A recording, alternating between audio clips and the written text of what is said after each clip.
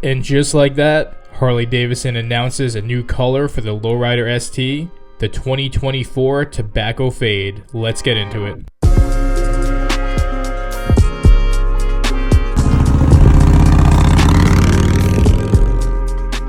Alright, what's going on YouTube? FXDLS Brooklyn is back in the building.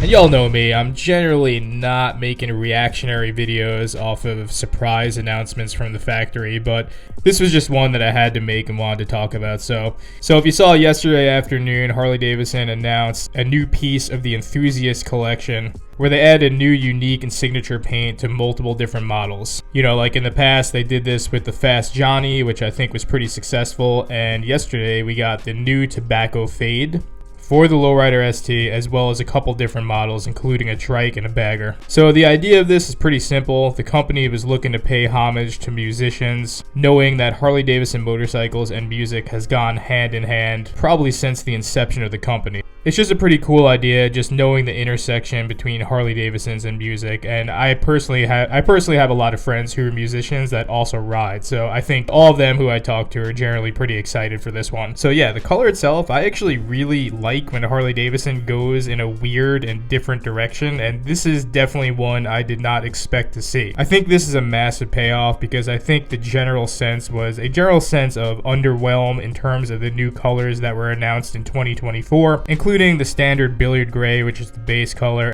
as well as the red rock red, which a lot of people have been hating on, referring to it as the ketchup glide or whatever you want to call it.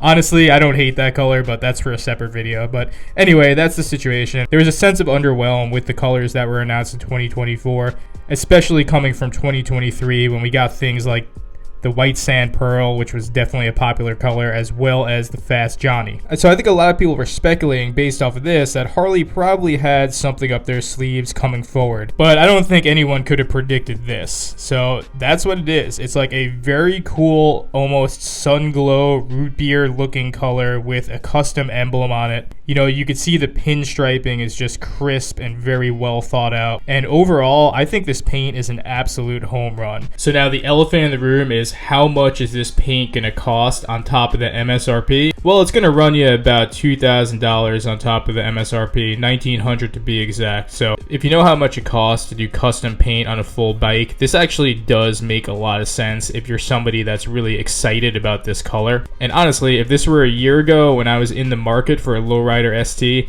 this would have made my decision a lot harder in terms of what paint I would have gone with. Now, obviously, I love my white sand pearl, but I don't know, y'all. I'm really excited about this color. I do own a 2001 FXDX that has similar coloring on it, which is more like a root beer fade. So it's not something you see very often. So I'm just excited to see Harley-Davidson take a risk and do something that's a little bit different, as well as just exploring a really cool idea in terms of the intersection between motorcycles and music. If you were going to cross a Fender or a Gibson guitar with a Harley-Davidson, this would 100% be the outcome. And I think this bike and this paint 100% achieves that. So if you really like this paint and you want something special that's definitely going to turn heads and is definitely going to be something that's iconic 10 or 20 years down the line, this might be the paint that you're going to choose for your Lowrider ST. So if you're in the market for a Lowrider ST, this is definitely going to make your decision making a lot more difficult. And like I said, honestly, if I were in the position a year ago, there's definitely a good chance that I would have picked up this bike, just because, again, I think they did this paint so well in terms of the pinstriping, the choices of the color, and just the idea in general.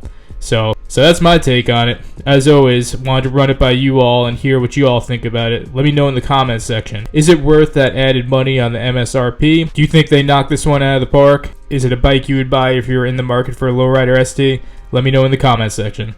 As always, stay safe and stay low. Practice a positive mental attitude. And on that, FXDLS Brooklyn is out.